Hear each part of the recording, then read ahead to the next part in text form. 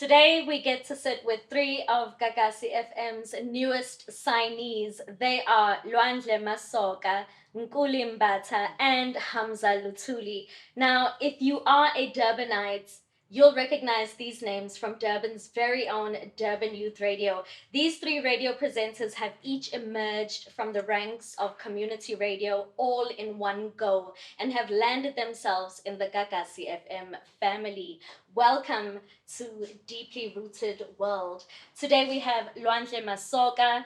Lwandle is described as market savvy and forward thinking. She is described as having a good understanding of station operations and listener preferences. She's a unique radio host with 2 years of experience in radio, dedicated to thorough research and breaking news coverage, with success in editing and script writing. Nkulee Mbatha, who is originally from Pietermaritzburg, describes her brand as being built on the very essence of her name, Nonkululeko, she who births freedom. Nkulee studied drama and performance studies at UKZN. She used to host the DYR breakfast show from 6 to 9 a.m. and is currently doing the early rises from 4 to 6 a.m. Saturdays and the massive weekend from 1 to 4 a.m. Sundays on Gagasi FM. Hamzaa Luthuli loves connecting people and is driven by results, always pushing forward the best in all he does. Hamza has always had a great passion for radio and was greatly influenced by greats such as DJ Fresh, the late Chili M, Adil, Fat Joe, and others.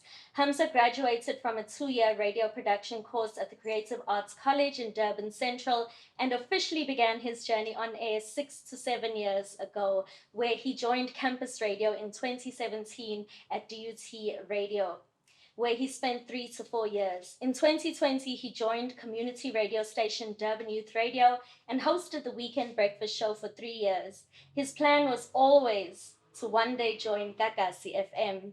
And he says, although it took a while, it was worth the wait.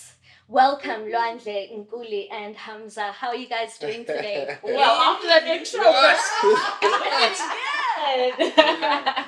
Lalela.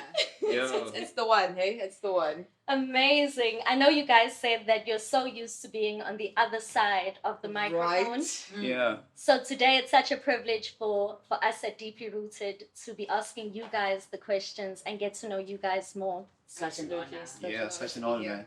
So my first question, what inspired each of you to get into radio? And I'd like to start with Hamza, please. Yeah. My inspiration with radio is basically, I think, like you mentioned when you were introducing us, personally, I like connecting with people, and I felt like radio was the best platform for me to do that.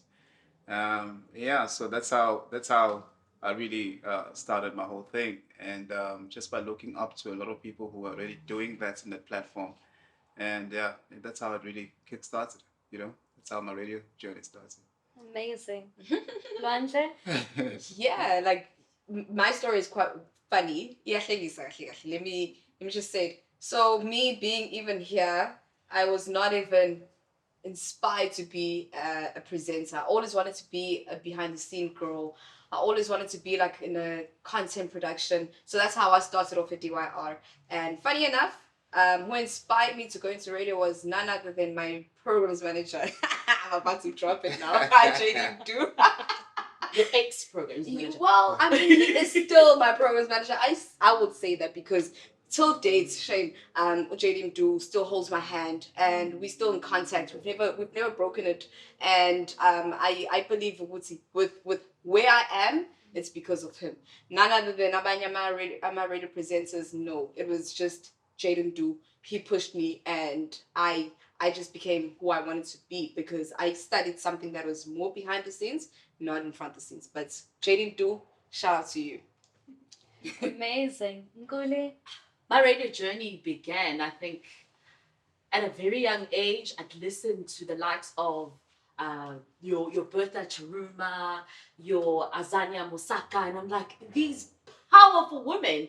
And it just felt like I had to be part of it. And I think, shout out to my sister, her name is Mashandu, she goes by Mashandu, and she'd always encourage me, even like I was in primary. I was doing like little demos and making her listen. And you need someone to go, you can do it. And she was that person for me, still is. And I just thought that the intimacy, and I still love the intimacy of radio that you won't get in any other platform. It's just you, it's the listener. It's just so intimate. And I think that for me is just gold. And I'm so happy and so lucky to be able to do this. Something that's been in my dream for almost 10 years. Yeah. Shout out to your sister. Shout out. So my next question, having all emerged from community radio, do you think it's important for radio presenters to start at a community level in radio? We've seen the majority of very successful radio presenters start at that level. We've seen some helicopter in from certain angles. What are your thoughts about the importance of starting at community level radio in your radio journey? I think it's very important. I remember when I was in Creative Art College, they signed us off, like, it was to go to radio station that we prefer to go to and do, what do you call this? Intern. Yes, an intern. So I chose Gagasi. And I went, yeah, I did. Right? I did. Some of the people that I was in class with, they chose Ukozi, and we all went different directions. So I went to Gagasi, and then after the whole journey, then I think Petro Bugatti was there at that time, who was the programs manager. Now he's with Vuma FM. We told me, we see, you know what, this journey was great. Hope you learned something. Now it's time for you to actually go and get some sort of experience, And I took that into consideration because then I needed to go and get my niche. And I started off in campus radio. And even in campus radio, I was still trying to find myself. And, from there to community radio station, I think that's when I started really understanding, we would say, my relevance and my voice, what it means, and my signature, and the style of doing radio. So it's very important to answer your question, to start off. Because, if somebody comes and drops you on top of the mountain, it's a one-shot moment. If you mess it up, it's done, Whereas if you've got some sort of experience, when you get there, you know exactly what you need to do. Nice analogy. So, for me, I think it's very, very important.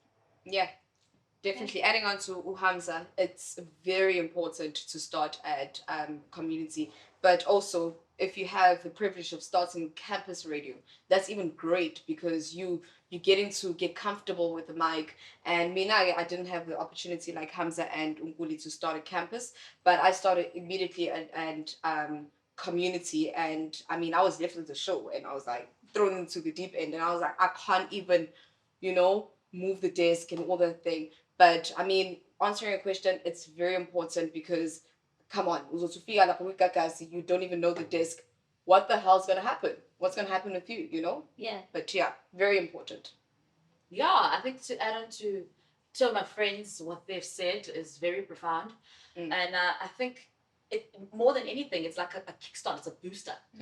So you hit the ground running when you get there. And I think that's something that we trying to do as well. We're trying to grasp everything because with each level, there's something new to learn. And I think it's so great. It's like, ordinary school life, grade 1, grade 2, grade 3. If you just jump to grade 7, it's going to be a little bit hard. But I think I respect the people who get to do that as well, who are amazing radio broadcasters. But they'll tell you that their first day was on commercial radio and they're doing really well. I think we're just lucky to have gotten that kickstart and we're just like really blessed, I think. Super. Oh, you wanted to say something else? No, I just wanted to add to what you were saying. We see, I think radio, like everything, even just doing what we're doing, it requires a certain confidence level. Yeah. So starting off from where we started, you somewhat, you need that radio confidence, so it's very, very important to build that start. Because, when we got to Gagasi, it was almost like we're starting all over again. Yes. True. True. Because now we're tuning into another frequency of confidence. Yeah. So you need that. Yeah. Yeah, And you I definitely know need Adua that. are on the beginning stages for you guys. If you have like a late show and you make a little boo-boo, it's It's like, not- it's okay. Okay. No, listen, it's not. It's not. But wait, First of all, the desk is not the same. However, different. the desk is not the same. Yeah. Uningi. It's like a lot of channels that you need to learn. And I remember my first day when I did it, I just went blank. Luckily, I had Nkulee there. I couldn't. I didn't even know what the hell was going on. I was like, what the hell?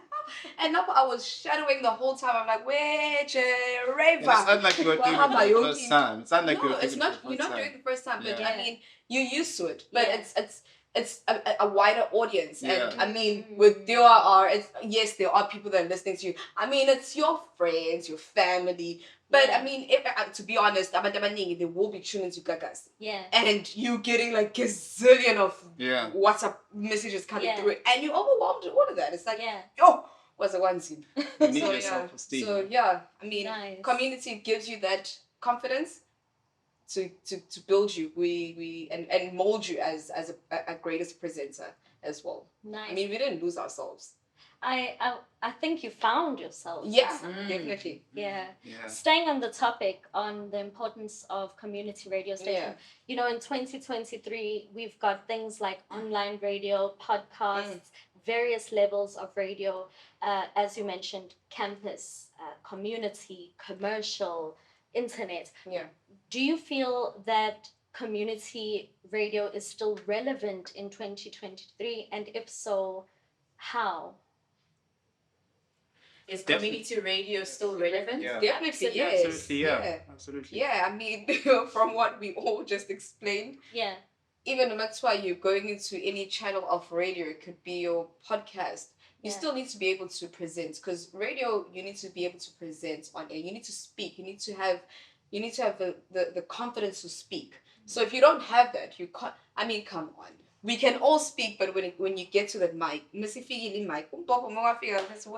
intimidated by that mic, right? It's like, what the Also, hell is going on? there's an art to it. It's not just to go to Yakuluma nje. There's an art to it. We're artists as broadcasters. Yes. And I think for people who still want to get into that space, they need community radio. But also, the beautiful thing about community radio, besides it being a career, is the people around it. So the community at DWR, it's like family. Yes. The community at a certain, it's just this beautiful thing, and I think it's everlasting. Yeah. It's just that beautiful connection, and as I've already said, an intimacy that I don't think you can find anywhere. Yeah. It's different. It's set apart. It's radio. It's beautiful. It's glorious. I could go on forever. So I think there's time for it. Yeah. 100 years later, ask me, even if I'm dead, Yeah. wake me up. It's gonna still be here. You're not going anywhere. So my next question is, as radio presenters, you have gotten to engage with and interview some of the most amazing superstars, celebrities, public personas. I'd love for each of you, starting with Nkulee, and this time we'll work, from Nkulee to Lwandle and then to Hamza. I'd love to hear about your favorite or your best interview that you've had thus far, and who it was with, and if you could just give us a little bit of juice. Yeah. I don't know. Quite a few, actually. Yeah. But I think my favorite ones, that are quite a lot of them are at campus radio. The Les, I had a really beautiful conversation with him. I was with this guy over here. We were at the same show, actually. He's really, really nice. But I think my ultimate favorite. Oh, yeah. And this lady over here. We with now. But I think my favorite one at DWR has to be with Tuladu. She does fresh food with Tuladu. An amazing woman with her daughter. And I was just inspired. I don't know. I love women who are just powerful. I have this huge crush on them. Don't side eye me. But I fall in love with women who are like go-getters, and I think that lady and her daughter are go-getters. And she said that her daughter was studying something else. I can't remember. It was, I think, a couple of months ago. was studying something else, and she kept saying that she doesn't want to do it anymore. And her mom was like, "What do you want to do?" She's like, "I want to cook with you." And here they are now, cooking up a storm, and they loved, and they just, every day they're working for what they got. And it's just so empowering and so beautiful. Amazing. Amazing. I mean, DRR guys, I could go on for days. I had the most amazing shout out to all my artists and interviewees that I had in studio and telephonically. But I would say, I have funny enough, I'm wearing one of my interviewees hats, by the way. Wow. Sipho Hot Sticks Sipho Mabuza. I mean, I had Ubabu Sipho Hot Sticks Mabuza, the legend himself, in studio. And it was, my mother, my dad, my grandmother used to listen to Mkulee Mbatha. Also growing up, I've listened to his music throughout my mother, and I had him in studio. So that was something that was so sentimental to me, because I was like, wow, a living legend. I get to speak to him, I get to engage with him, get to speak about his life. And Umam Lilian Dube, I had her as well. I had Touchline. Shout out to Touchline. Saying that he's the most influential rapper, especially because I've never ever met a rapper who doesn't rap in vulgar. So that's one guy that I was like, wow, because music touches the soul, music touches the kids, everybody's relatable to Touchline. So he even gave me this hat. So I was like, yo, shout out to you, man. I also had Aubrey Kwana coming in studio. Imagine Aubrey Kwana. Bro, it was like, wow, this is a lot, bro. I was like, I'm stunned. So those were just one of the few that I can say, just from the top of my head. Flame as well, I had him as well. Roy, also had Roy, such a beautiful guy. He had to explain how those three eyes are. We like, yeah, those, and original J Jody also had him as well. So yeah, those are just having to speak to all of those people, and women as well. But those were just the people that actually came to studio. I was inspired by those. Yeah, man. My journey, I think I have quite a few, but obviously the best, that I really enjoyed. I mean, from our campus, like Nkulee was saying, like we've done a lot of interviews because we were in one show, speaking down, but like when I was doing my own show by myself, I think AKA. Oh wow! In campus, that was massive. That was a big one. Was that at DUT? At DUT, yeah. So it dropped. We also have Nasty. Yeah. So yes. Nasty. So he dropped. Touch My Blood at that time, and at that time, I'm selling King and Bonang and stuff, man. And there was the whole thing on social media, Beyonce, whatever, Anyways, I figured out at the studio, and I really enjoyed that interview for one reason, because as big as he was, the guy was very professional. He was there on time, and as nervous as I was, they came, left their things at the studio, went outside and smoked. Students came upstairs. I felt like a celebrity for He did. Yeah, I did. Like, yeah, guys. I did it. So yeah, man. Like, and then from there, even about we've been managing artists. That's how I started building. And then from campus to community radio stations, then I had Costa teach RIP to him as well, even though it was telephonic. But I enjoyed that interview as well. And who else? Azana, I also enjoyed. Aubrey Kwana. It was the best interview, but I enjoyed it. And I think out of all of them, it was Sanel Musician. I think a very humble guy. I mean, like, the storyline. I think how I would rate the interview if it was really, really good. It's like planning a link. You do a link and then you deliver it.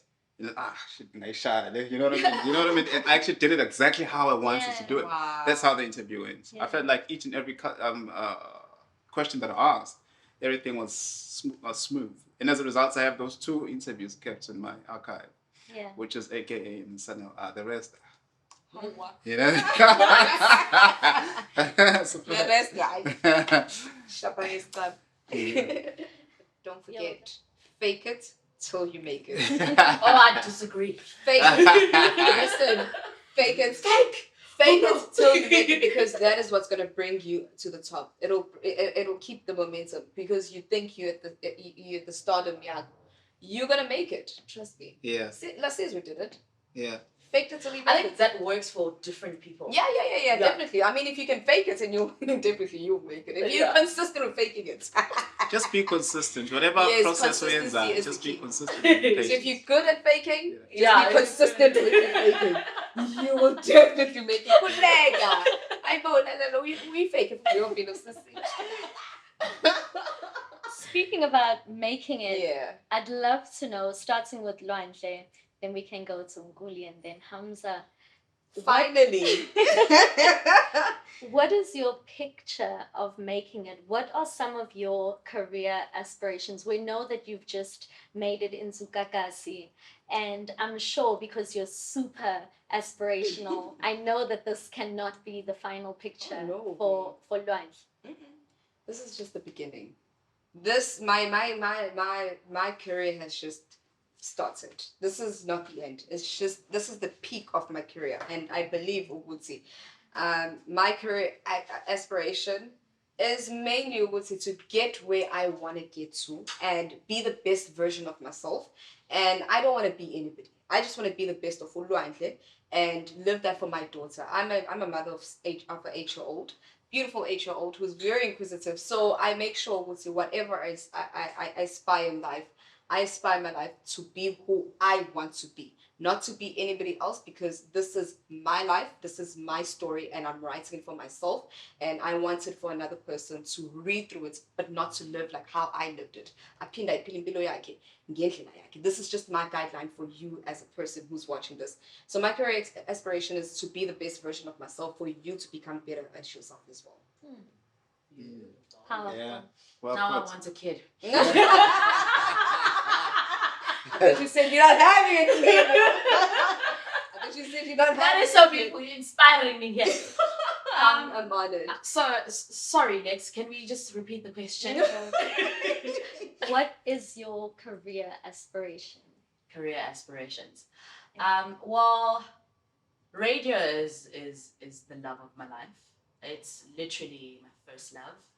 Theatre is also something that I'm looking to go back into. So I'd love to do acting, theatre mainly.